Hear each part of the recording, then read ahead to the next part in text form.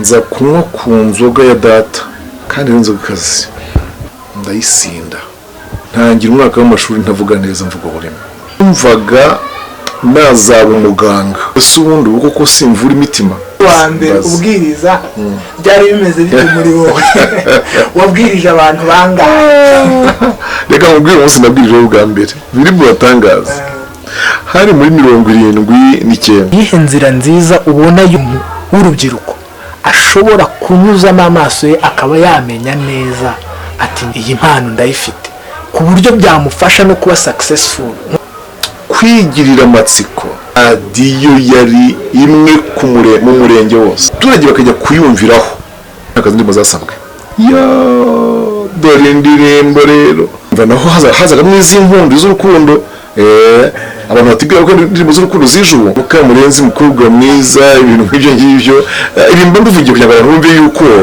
isi ndayizi sinakoze ibyaha sinasaye mu byaha hako none dufite aho Yesu yadukuye aringo zirwana roturudaje tafata umugabo igafata umugore kuko njye nabonye suwari mbona ibyaha byayiberagamo ndashima Yesu yahantambuye ariko rero mudo wanjye jewe mu buzima bwanjye nibwo bwa mbere ngiye kukivuga niba ushaka kuzaba umwami banza utinde ibwami ngiye kubasuhuza abakunzi b'ikiganiro Meet the Successor ubu twasuye umukozi w'Imana Pastor Zigirinshuti Michel tugiye kuganira nawe ku bintu bigiye bitandukanye ari iby'ubuzima ari ibyafasha urubyiruko kugira ngo babe bagira aho bava bagere naho bagera iki kiganiro tubakiriyemo n'ikiganiro bita Meet the Successor reka tumwakire muri aka kanya adusuhuze ariko ndahita mboneraho ngire n'ibintu mubaza by'ibanze ndabaramukije mu izina rya Yesu Kristo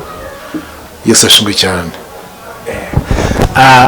nkuko mubizi mu kiganiro cyacu tugenda tuganira ku bintu bitandukanye tukamenya amakuru y'abantu bagiye batandukanye bafite ibintu bagezeho bafasha urubyiruko mu kwiyubaka bakonubuka hazaza habo reka rero tuganire kuri iki kintu mbanze mubaze gatoya mbese Pastor hari abantu bagiye bamumenya mu bihe bitandukanye bakamumenya wenda mu ivugabutumwa cyane ndagira ngo tubanze tumenye mbese Pastor wacu ni muntu ki Pastor wacu yavukiye he Pastor wacu ubuzima bwo mu bwana bwari bumeze bute kugira ngo duhere aho ngaho urubyiruko ruze kwiyumva cyane n'abatoya bari kubyiruka muri iki gihe reka tumwakire murakoze cyane musabye kubibwira icyo numva bongeza bita ngo ni background jewe navukiye mu karere ka Gasabo mu cyahoze ari commune Gikomero niko yitwaga mu ivuka ryanjye mvukira mu murenge wa Gicaca ariko ubu ngubu ni wa Gikomero mvuka ndi umuhererezi wa data mu yindi mvugo uwo bita bucura mu muryango ni umuhererezi wa data na mama hanyuma nza nkurikira abakobwa data yabyaye abahungu imbere hagati hacamo abakobwa babiri nyuma haza gucamo abandi bahungu abandi bakobwa nyuma y'abakobwa nza kubakurikira ibyo byose mvuze hari icyo byasobanura umuntu yinjiye mu buzima bwe n'ubuhamya hanyuma nkurira muri uwo muryango mfite ababyeyi badukunda cyane twagize ababyeyi badukunda cyane data na mama baradukunze batwereka urukundo nkurira muri urwo rukundo urumva by'umwihariko nk'umuhererezi mu rugo ngenza urukundo rwa kibyeyi cyane ndaruzi wenda icyo nanabwira abanatwumva hakiri kare imbe nkivuze hakiri kare kitaza kuncaho hari umuhanzi w'umunyarwanda wabihanze mu gihangano cye aravuga ngo wahoze utarahojejwe wakunda utarakunzwe urukundo ngira imbabazi ngira ubwuzu ngirira abantu niho mbikomora ako nkarenze rero mu myaka yanjye nk'ine cyangwa 5 nza kunywa ku nzoga ya data, kandi inzoga ikaze. Iwacu namenye ko habaga inzoga ikaze do kuzamuka 3. Iyo bahaga rubanda, iyo tuvuze rubanda tuba tuvuze le peuple, abantu bavumvyi baje kuzuye mu rugo. Hakaba n'indi y'imfura basangiraga, hakaba rero n'indi bitse azajya we anywaho mu gihe cyose ari mu rugo. Amakuru mfite kandi namenye neza fatika, urumva n'ibintu by'iwacu si byo mbaririza ahandi, nuko iyo nzoga yabaga ari ibitoki kandi nta mazi yagiyemo. Cya kabiri agashyiramo ikawa yumye ikaranze inaseye, akayishyiramo mu gihe cyo kuyitara, agashyiramo n'ubuki. Iyo nzoga ronza kuyinywa ko umwana nyine agenda agasoma ku gacuma kase,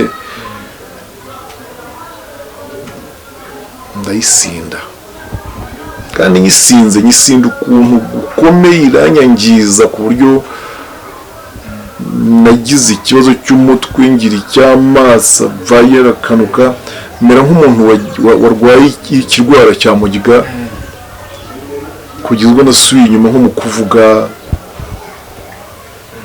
Ntangira rero umwaka w'amashuri ku myaka 7 niyo twatangiriragaho, muri 71 na 2 gutyo. Ntangira umwaka w'amashuri ntavuga neza, mvuga burimo, biturutse kuri icyo kintu gusa. Hanyuma ubwo burimi navugaga ariko ntabwo bwabaye impamvu ngo nkomeze kubuvuga. Oya, Imana yaje kuma kuvuga neza. Iyo mvuga sintegwa, singira uburimi mu kanwa kanjye, mvuga amagambo neza. Uko byumvikana bigaragara ko neza uyisusa nk'usubiza ikibazo nari gukurikizaho, kubera ko bitewe nuko hari uko abantu bakuze, hari uko abantu bazi ibyigisho utanga bitandukanye. Hari uwakibaza ati se ibi bintu bakora, ibi bintu bavuga nibyo bavukiyemo, nibyo bahawe n'ababyeyi? Icyo kibazo nicyo nari ngiye kwibaza, nkakubaza ngo mbese ibintu noneho ko bigaragara ko atari nk'ubu ngubu umwana avuka ngo asange iwabo barakijijwe akomeze iyo nzira, wowe byaje bite?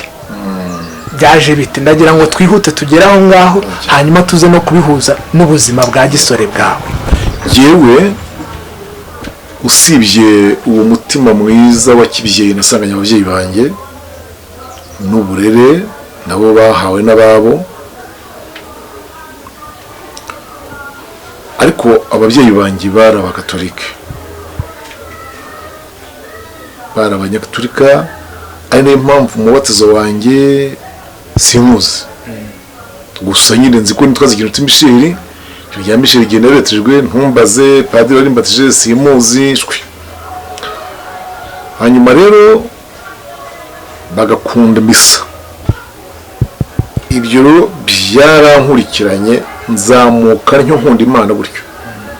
Nta bigirwamana nigeze numva iwacu. Ibi ngibi umva ngo baraterekera, ngo barabandwa, ngo bararagura cyangwa bararaguza, wapi. Hanyuma nzamuka nkunda Imana ku buryo muri Kiliziya Gatolika nari umuhereza, nabanje kuba umuririmbyi, nyobora indirimbo ikiragera mu muhereza.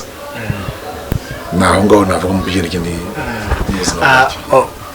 biragaragara ko muri iryo tangira yawe ufite aho uhera, ariko ndagira ngo nibaze iki kibazo wenda gishobora kwibazwa n'urubyiruko cyangwa umwana ukiri mutoya ahora afite inzozi,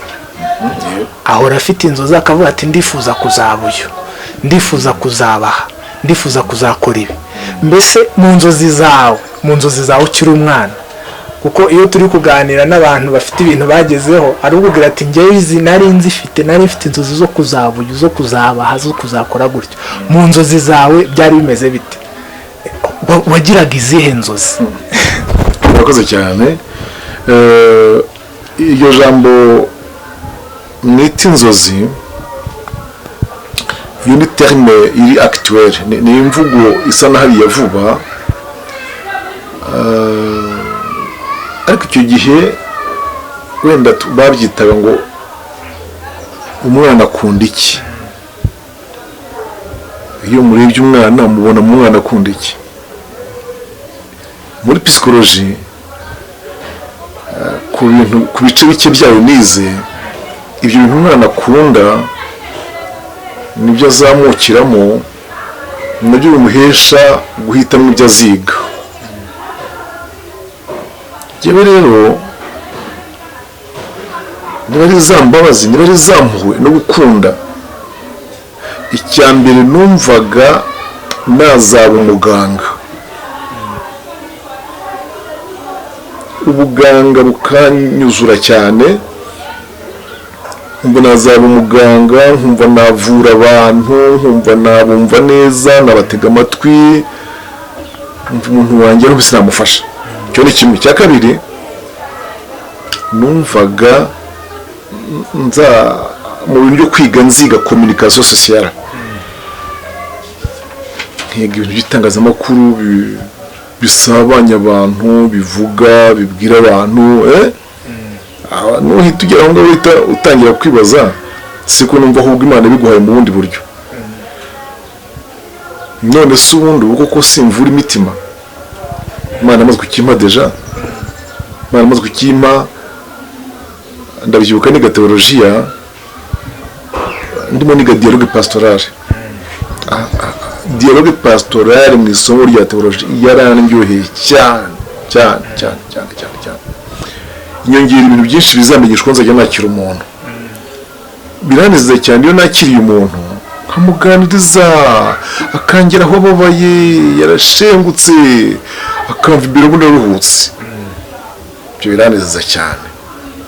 Hanyuma rero kujyanye na communication n'ubundi ngana n'abantu benshi, natwe turi mu murimo, kandi sinjye ngira ikibazo cy'ubuke bw'abantu. Buriya sindi wa muntu numva ngo hari abavuga ubutumwa bateye batyo ngo kumuhamagarira abantu bake ngo kumva yabisuzuguye. Batatu bashyira imbere yanjye, ndabaha amatsiri yose Imana yampaye, 7, 10 mbafata nka stade yose, kandi noneho nkahindukira nkabwiza n'amastade. Pastor, reka mubaza ku kantu, umunsi wa mbere ubwiriza byari bimeze bite muri wowe? Wabwirije abantu bangahe? Reka mubwire umunsi nabwirije bwa mbere, biri mu batangaza, hari muri 79 kuko uwo mwaka nakijijwemo. Noneho uwo mwaka nakijijwemo nkirizwa ahangaha bita Igihogwe, Karurumo.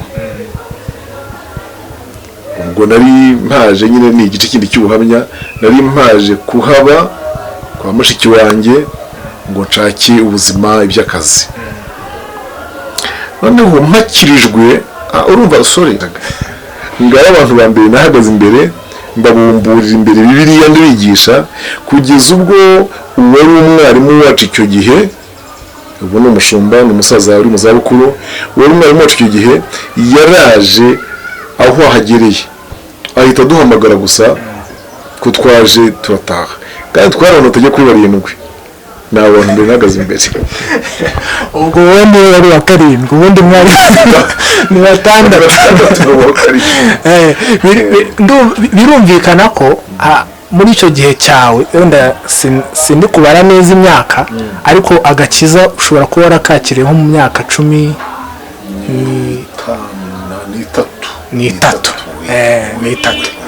Navutse 1966, ntakiri 9, n'ubu 13.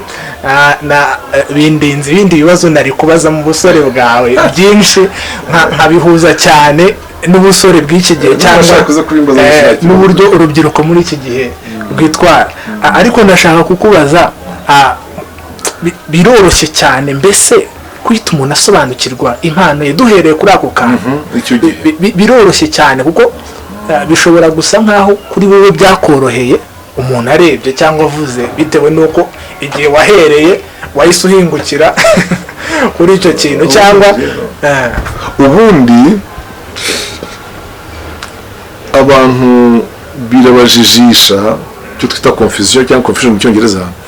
Abantu birabajijisha kumenya gushyira itandukanye hagati y'impano n'ingabire,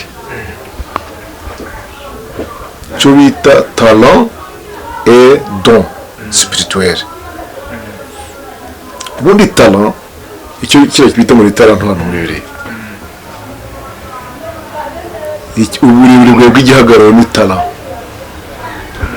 Abyumvise kuko Imana iba yarakugize uko nabyo izabikoresha. Eloquence ni talent, ntabwo ari bose bafite eloquence. Geste ukoresha nkubona ngo ko niyo nkoresheje gusa geste ibiganza byanjye, ibyo byo kugira ngo bigire umumaro. None ibyo bintu rero byitwa talent by'ingabire y'umuntu ahawe, umuntu azabikoresha mu gihe azahabwa impano.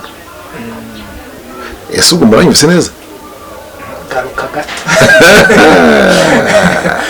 Donc talent ni ingabire, ni nayo mpamvu ijambo ingabire ritagira singulier na pluriel. Ni ingabire, ni imiterere ye uko ateye, ariko bizamufasha mu gihe azaba afite impano y'umwuka kuyikoresha. Kandi iryo jambo wenda tuzarebera ko ikindi gihe simbizi, ni rigari cyane, ni rinini cyane. Ngiye kubaha urugero. Uwiteka ahamagara Mose, muribuka ko Mose ubwe yavuze ko atazi kuvuga, kandi byari byo. Ati ndadedimanga, ururimi rwanjye ruratinda ntirubanguka kuvuga. Mu gifaransa babyita bégayer. Ati ubu nzajyana iyo misiyo umpaye kwisaba ikiganiro gikomeye n'umuyobozi w'inde Farawo. Iyo dialogue izaba entre njye na Farawo, niyo mvugo yanjye urumva nzabivamo. Urumva ko agaragaje ko hari icyo abura cy'ingabire. Uwo mwanya Imana yamubwira ngo Aroni mwene se w'iyo ngabire arayifitiye kuvuga, mujyana kubera iki? Akubera akanwa, nawe umubere nkanjye nk'Imana. Naratangaye cyane bene data, naratangaye kandi icyo kintu gikunda kunezeza, surtout iyo ndi mu guhugura abayobozi, nganiriza abayobozi b'ibyiciro bitandukanye. Uribaza kugira ngo umuntu abe yigaragarije ubwe icyo atazi adashoboye, nyamara agiye gutera Imana kumwirukana, aho kumwirukana ahubwo umushakira uwo kumufasha. Bivuga iki? Bivuga ngo muri ibintu by'Imana, muri uyu murimo w'Imana, tubashije kwemera rwose intege nke zacu, tukemera ibyo tudashoboye, yego tukemera ibyo tutabashije muri uyu murimo, Imana yaduha ababibashije kandi tutabaye dégradé. Mwakoze. Nakabaye nongera gusaba tukaza kugirana ikindi kiganiro, nuko turi muri iki kiganiro nanone, ariko excuse me, ngaruke kuri kaka noneho k'impano. Noneho impano yo ubwo ibizaza nyuma igakoresha kwa kuntu nteye. Cyo nshatse kuvuga aho ngaho, impano ibizaza nyuma igakoresha kwa kuntu nteye. Mu rindi jambo, uko nteye gufasha Imana kubona uko inkoresha. Urumva uko bisa neza? Uko nteye, imiterere yanjye, caractéristique, mon éloquence, ma taille, byose bihesha Imana kubona uko inkoresha. Ibiheraho. Reka twibaze kuri iki kintu, tubihuze n'ubuzima bw'urubyiruko muri rusange. Hari urubyiruko rumaze kumenya Imana, hari n'urubyiruko wenda navuga ngo ruzi Imana ariko rutarinjira mu nzira yabo, kuko ibyo bibaho cyane. Ni gute umuntu muri rusange umuntu w'umusore w'urubyiruko ashobora uburyo ubona bwiza wenda kuko hari byinshi twigiraho, hari byinshi abantu bashobora kuba babona bakavuga ati turifuza kuba twagera ikirenge mu cyuriya cyangwa kuko bibaho cyane. Ni iyihe nzira nziza ubona yoroshye umuntu w'urubyiruko ashobora kunyuzamo amaso ye akaba yamenya neza ati ngewe iki kintu, iyi tara, iyi mpano ndayifite, ku buryo byamufasha no kuba successful nk'uko ikiganiro cyacu cyitwa Meet the Successor, ku buryo bishobora kuba byamugayidinga muri kariyeri arimo zitandukanye, bikaba byatuma aba successful mu kintu runaka kiwe arimo. Nk'iyi nzira yoroshye. Urakoze. Mbanze mu gusubiza ikindi kibazo babwire ko kimwe mu bifasha umwana urimo kubyiruka kuzaba uwo Imana ishaka ko azaba we, iki kintu nagitekerejeho kuva mumbwira ko muzaza, kandi nkunda kugifashisha abana b'urubyiruko. Icyo bita mu gifaransa curiosité, no mu cyongereza kandi ntabwo bihinduka ndibwira, curiosité de prononciation. Curiosity ni ikintu gifasha umwana wese w'umusore cyangwa n'inkumi ibyo, kuko turimo turavuga bose ari urubyiruko, kuzaba uwo Imana ishaka ko aba we, kuzagera aho Imana ishaka kuzamugeza. Iyo mu kinyarwanda baryita amatsiko, kwigirira amatsiko. Haleluya. Who will I nzaba ndi, nzaba iki? Ni iki kintu Imana imvukishirije ku isi? Ni iki kintu Imana inzaniye ku isi? Nshuti yanjye, amatsiko yo kuzamenya icyo uzaba cyo n'ubuzaba we yakugayidinga akagutwara, kuko Imana y'ibiri aho hafi, ibiri kumwe nawe mu gihe runaka, ashaka periyode, ashakane, igenda iguhishuriraho gato ku byo ushobora kuzageraho, ku ushobora kuzabaho. Wabyumvise? Ni niyo mpamvu hano mu butumwa bwiza bwa Luka mubona abantu baravuze ngo ariko uyu mwana azaba nde, uyu mwana azaba iki, bakurikije ibyo babonye kuri se Zakariya, uwo ni Yohana bavugaga. Kandi ngo uyu mwana azaba nde, uyu mwana azaba iki, ni une question de curiosité yo kwibaza ngo who will I, ubundi nzaba nde uragiyewe, nge nzaba nde, nzaba iki, nzakoreshwa iki, umumaro wanjye muri sosiyete nyarwanda uzaba iki, umumaro wanjye mu muryango mvukamo uzaba uwe. Hano mu migani 17 handitse mu inshuti zikundana ibihe byose kandi umuvandimwe avukira gukura abandi mu makuba. Urumva uwamenye ibi, ayo matsiko ubwayo yamuyobora akamufasha. Noneho rero uwo murgerana ayo matsiko ni nawe ubaho yigengesereye, yitonda ngo atagira ibyo yangiza yiyengije. Kuriye mbere yuko umuntu aba uwangiza ibindi n'abandi, warabanza kwiyangiza ubwe. Nta muntu wakwangiza abantu n'ibintu watarangirika. Icyo gihe yirinda cyane kwiyangiza. Yego, comme une personne curieuse ou curieuse ufite amatsiko y'icyo azaba cyo. Vraiment iyo niyo ntabwo ya mbere naguha. Urumva noneho twumvikane ko ahangaha imico de curiosité ntabwo ari ikibazo noneho cya croyance religieuse, ntabwo ikibazo cy'imyizerere. Iyi ni intambwe gusa umuntu wese yagira, nubwo yaba atarizera, nubwo yaba adasengera muri itorero n'iri, nta n'ijya anafite ye, dore ko hari ikibazo akabaho nta dini afite. Uwo muntu birahagije ko aba muri icyo gice cy'amatsiko. Ibyo bituma noneho amaherezo Imana igenda imworiyanta ikazamugeza ahantu ishaka kumugeza. Iyo orientation niyo ubona Imana noneho ihamagaramo abantu. Mu nyine gatoya ntararenga aho hantu mvuge ku magambo 5 nubwo ntaya developer. Paulo arikiye Abaroma mu gice cya 8 ayo magambo atanu yavuze ngo abo yamenye kera, this first, abo yamenye ryari kera yarabatoranije, abo yatoranije yarabahamagaye, abo yahamagaye yarabatsindishirije, n'abo yatsindishije yabahaye iki? Ubwiza.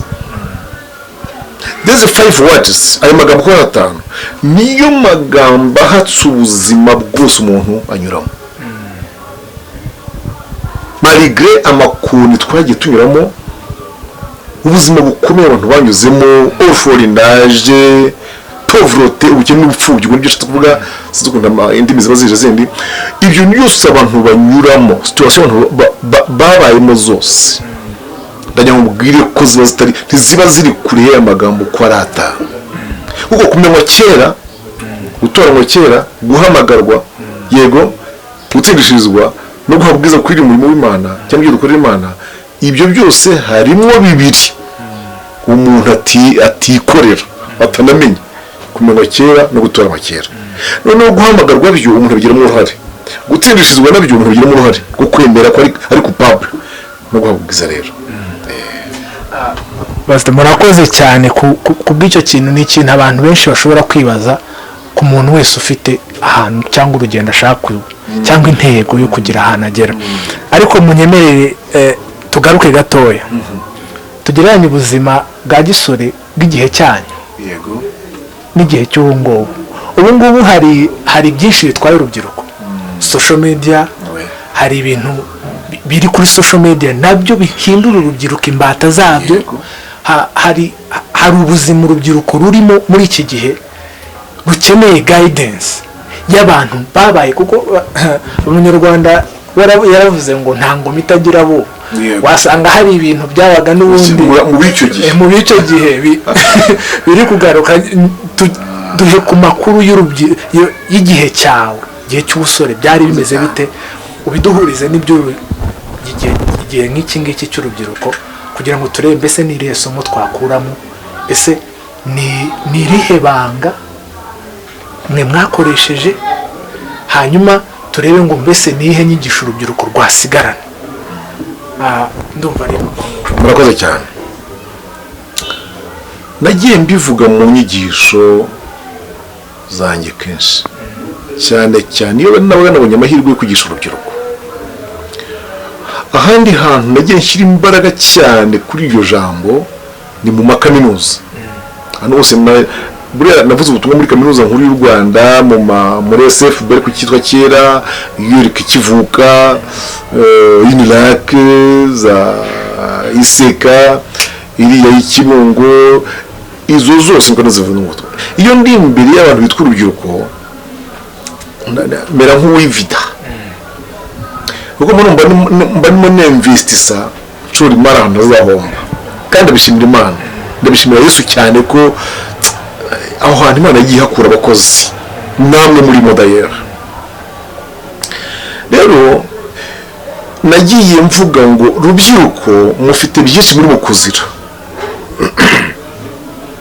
Depuis mon enfance, mu bwana bwanjye, et ma jeunesse, radiyo yari imwe mu murenge wose. Wabyumvise? Nayihabwa umuyobozi runaka muri uwo murenge. Wabyumvise? Abaturage bakajya kuyumviraho. Hari ibintu bibiri byatumaga abaturage bajya kuyumva: ni amakuru n'indirimbo zasabwe. Wabyumvise? Ni amakuru n'indirimbo zasabwe.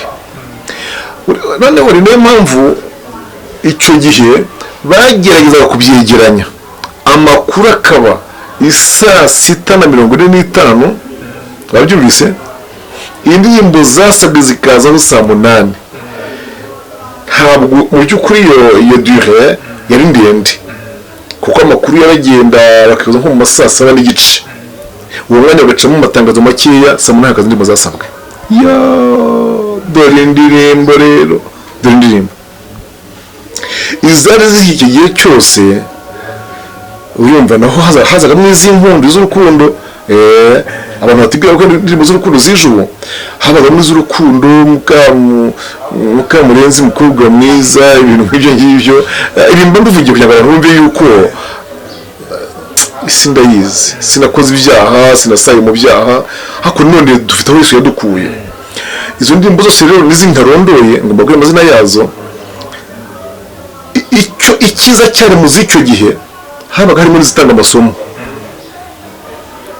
nk'iyitwa Sinamenye ya Nkurunziza Sinamenye yo yatushaga cyane kurushako kuri mariage noneho iyo radiyo imwe rukumbi haje kugira igihe batangira kujya bagurikira nka radiyo umuntu akayikodesha n'umuntu ufite ubukwe ngo mutaramishe abantu be nyuma haza kuza utwo twitaga tourne disque natwuba baratuzana nabwo hatangiye imigoroba ya soirée yo guceza gukora ka soirée ariyo twakwita night club ubu ngubu nshuti zanjye ndajya mubwire ko icyo gihe n'ubundi ko iyo utarindaga umwana ibyo bitaramo ngo umurinde ibyo bintu urumva aha mu nyumve neza ningira umukino n'ababyeyi bazumva ikiganiro bazamenye icyo mvuze ntabwo ari byiza ntibyaraga byiza kubibuza umwana kubijyamo complètement reka da ubwo icyo gihe uba umuteye kuzabijyamo yarashatse niko psychologie ivuga ibintu byose umuntu atabonye mu busore bwe ngo abyexploite yego bavuga ko biza muri retour d'âge mbamenyeshe mwabana mwe ko uyu munsi wa none hari ingo zirwana retour d'âge itafata umugabo igafata umugore ntibamenye icyo barimo kurwana nacyo ni ukubera ko uwo mwana yakuriye aho hantu muri icyo kidisipurine kimeze nka gereza yego hanyuma aho aboneye impure liberté abonye akadendezo k'agakeye mu rugo iwe tubiretse rero nzamwereke nanjye nirekure nangize mu rwanjye iyo agize ingorane rero asanga umugabo we ashaka kumugayidinga nk'ababyeyi muri rukaka noneho rero si ukuvuga ko ibyo bintu ibiriho uyu munsi wa none biriho wenda mu buryo buri develope biriho muri iki kintu mwita digital niko mucyita siko mucyita digital ariko muri cya gihe nabwo byari biriho mu gihe cyabyo kuko njye nabonye suwari mbona ibyaha byayiberagamo ndashima Yesu ko yahantambukije amahoro wabyumva neza ariko mu cyukuri nabonye suwari mbona ibyaha byayibereyemo mbona imbyino abantu barabyinaga bakabyina zigenda gahoro zihuta sinyura yarihutaga ariko marika kagenda gahoro kandi yari icyo gihe n'utundi aho rero muri uko kugwatirana bari muri suware niho havuga kwifuza k'umubiri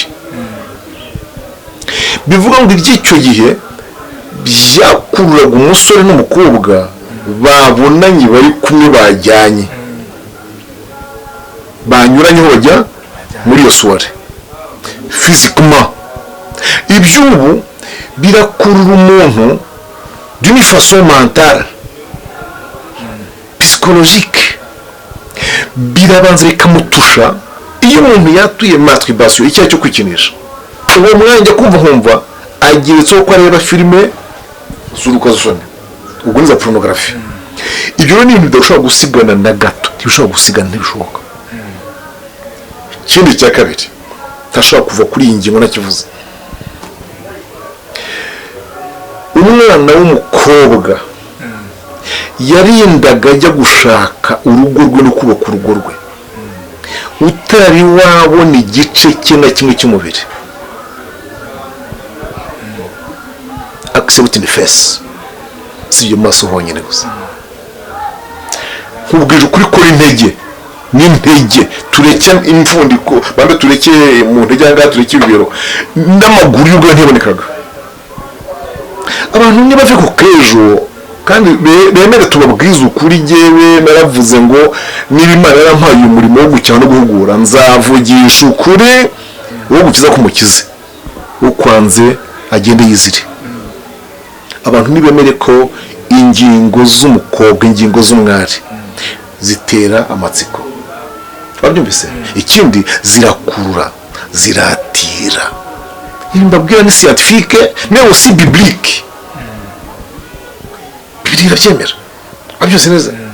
Noneho abakobwa b'icyo gihe nta kintu cye cyakururaga umuhungu, oya. Ikindi bagabanyaga, ababyeyi be bamugayidingaga kutagira ahantu henshi ahurira n'abahungu ari bonyine, sibyo? Bahurira ku mugezi kuvoma, ariko nabwo baba ari benshi, ntibavunye bonyine. Bahurira ku ishuri aho biga, ariko nabwo baba ari benshi.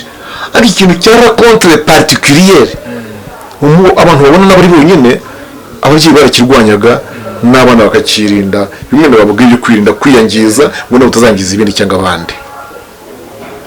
Noneho rero ubu ngubu imyambarire iriho irakabije, nsubiremo ngo irakabije. N'iby'iminsi y'imperuka, leta zibuze icyo zabikoraho, ababyeyi nabo babuze icyo babikoraho, kandi noneho umugeni nta giteye amatsiko ubwo, kuko nta myanya y'umugeni giteye iki amatsiko. Ibyo bintu byose birimo birangiza iki imbere h'urubyiruko. Ndumva tuganiriye byinshi cyane, ntekereza ko umuntu ukomeje gukurikirana kino kiganiro hari ibintu yungukiye muri iki ngiki, ariko ndagira ngo se nk'uwihuta, yego, mvuge tuganire ku gihe cyawe cy'ivugabutumwa, uburyo rikorwa. Hari abantu batekereza ko kuvuga ubutumwa bijyana n'impano gusa cyangwa bikajyana n'umuhamagaro gusa. Ese ubundi impano irahagije kugira ngo umuntu avuge ubutumwa? Ese umuhamagaro urahagije kugira ngo gusa umuntu avuge ubutumwa?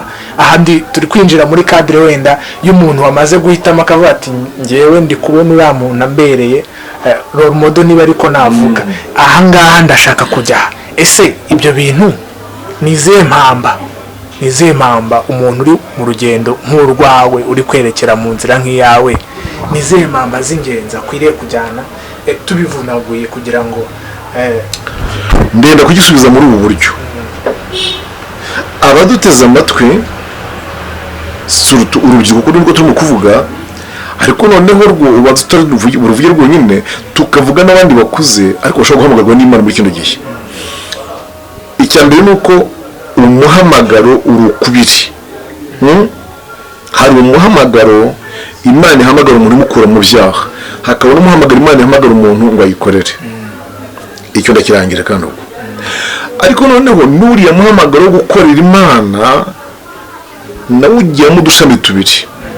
Ariyo mpamvu mu Gifaransa hari icyo bita vocation n'icyo bita appel.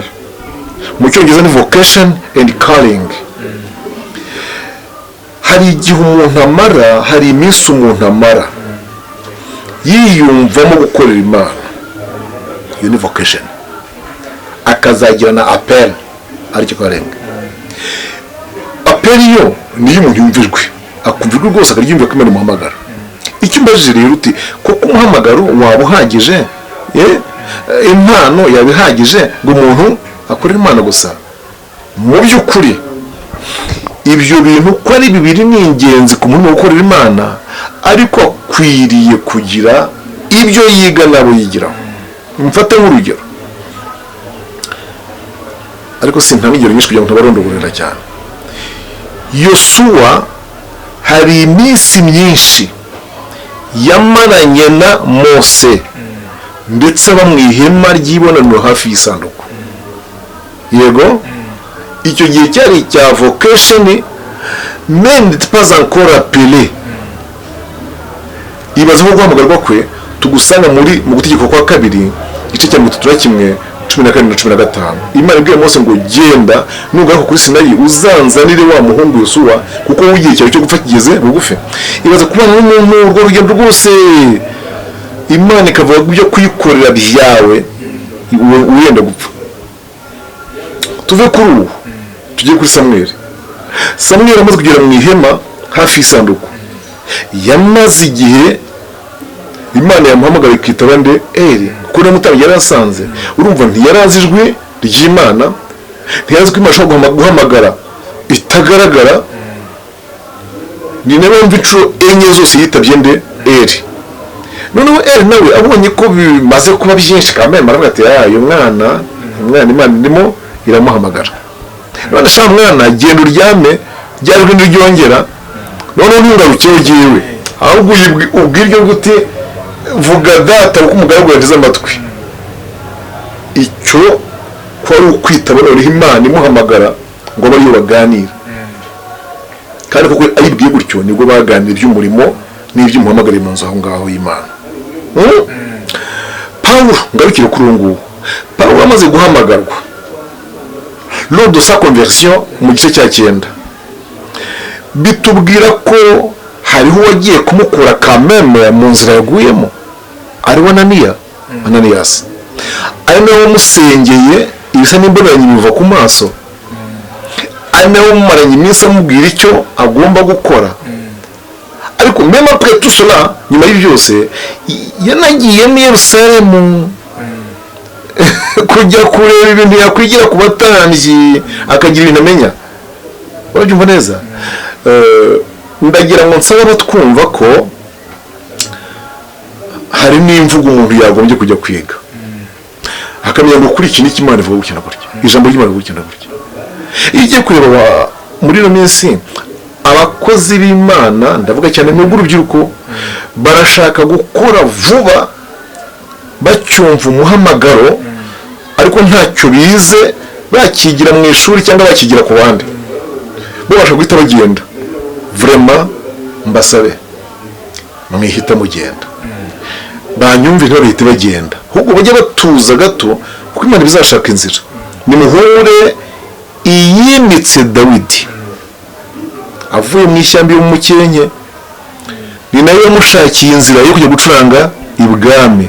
Yego wamenye ibyaho, nyuma yo gucuranga ibwami yaje kuba umwami. Hari akantu nabishyizemo kanjye bwite, buri mwigisha wese agira utuntu twe kavuga ngo niba ushaka kuzaba umwami banza utinde ibwami. Rero ubu ngubu tutasoza muri iki kiganiro tutakubajije mu rugendo rwawe ni ibihe bintu ujya wumva atiyo wansubiza ibwana cyangwa uwangarura mu itangira, hari iki kintu nakora,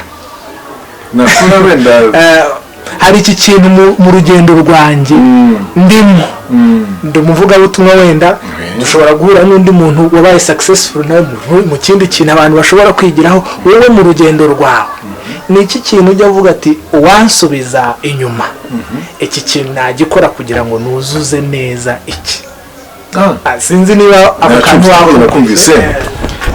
Mu by'ukuri ibyo mbabwira mba mbizi kumbwira abantu benshi, uyu munsi wa none jone ni regret, nta kintu numva nari gukora muri kiriya gihe ntakoze. Ndabisobanura kugira abantu banyumva batavuga bati yariraririye. Ubundi umuntu wifuza gusubira mu buto ngo agire ibyo yubaka tubakiyeyo, ni aba bantu bakizwa bakuze. Twabyumvise, abantu mubona bakizwa bakuze aravuga ati kuki rwose kuki ntakizwe nkiri umusore, mba nagize kugenda gutya, mba narize ishuri rya teolojiya, mba naragiye muri za twa formation ahantu runaka, mba narasenze amasengesho menshi, njyewe byose nabikozemo. Nakiri ndi mutoya, noneho iyerekwa ryanjye Imana igenda iryuryanta neza, kugeza ubwo Imana igenda ingira uko yashatse kungira, kandi nkabyishimira. Nta kintu njya numva ngo mvuge ngo iyo mba nsuye buto namera gutya na gutya, ndumva ntacyo pe, kuko numva rwose ukuntu umwami yashatse ko ngenda ariko nagenzeje, keretse gusa ko nageragejwe n'umuhamagaro, kandi sinasubiraho ngo noneho mukoresha utangerageje ashwe. hari ikindi kibazo nanone ntasiga nakubaza ngo turabizi Bibiliya na Kristo atubera role model, main role model. Ariko hari n'abandi bantu tugenda twigiraho. Ubu nshobora kuba hari ibyo mfite nkwigiraho, wowe ninde muntu ubu ngubu ubona ukabatuye umuntu bien. Urakoze cyane kumva ikibazo, birananejeje cyane. iyo tugiye kureba kuri role model, tuba tugomba kugira abo muri Bibiliya nubwo tutabanye nabo fizikuma, ariko role model nyawe n'uwo mubana mu buzima, ari umuntu ubuntu ukamubona mu mubiri ukamenya uko yitwaraga. Abangaba muri Bibiliya badufasha nyine kubyizera, guhamagara kwa Aburahamu, Mose na Yosuwa, ba Dawidi, abo ngabo. Ariko role model wanjye jyewe mu buzima bwanjye, nibwo bwa mbere ngiye kukivuga, ni ubwa mbere kandi abantu bazacyumva bizabatangaza. Ni Kayihura Yakobo. Kayihura Jacques, my goodness, kuko biri bunsaba kugira akantu muvugaho gatoya, ni mu binyemerere bitewe n'igihe cyane ko kingana. Kayihura Yakobo, uko ibyo twaganiriye, mbaze babwira uwo d'abord. Kayihura Yakobo ni umusaza, ni umugabo wazanye ubutumwa bwiza muri Kigali mu kwezi kwa munani no kwa gatandatu 1968, nibwo yarakandagiye hano i Gasave avuye i Gisenyi. Nakurikiye amateka ye, nkurikira igihe yavukiye, umwaka yavukiyemo, kuko yavutse muri 1932, akizwa muri 1945. Urabyumva? Ni imyaka ingahugo? Si 13 se? Urumva tutanganya? Donc turanganya imyaka twakirirwemo. Ariko igitangaje, ibyo byose mbivuze kubera ikibazo mbajije. Kayihura yambereye urumodo mu bintu byo kwirinda, yampuguye kuri byinshi, yangiriye inama cyane. Kayihura yanyeretse ukuntu umuntu yirinda, Kayihura yanyeretse ukuntu umuntu yacyaha gucyahwa, ugahugura no guhugurwa. Kayihura yaracyahaga, yagira igitsuri. Kayihura kandi yakundaga ubwere bw'umurimo n'umuhamagaro.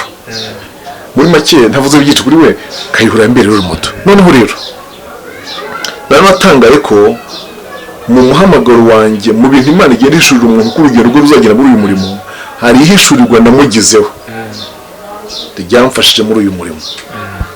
Ntabwo ndivuga wenda uyu munsi tuzarya waryo mwanya, ariko hari ihishurwa namugizeho ryambereye impamba muri uyu murimo, kandi Imana yabisohoje.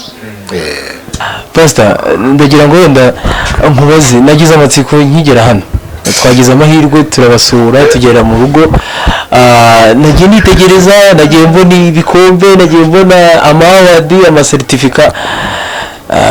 Pastor, bino bintu turajya tumenye igisobanuro iki gikombe ko mudakina umupira w'amaguru mukaba mwagikuye, byagenze bite?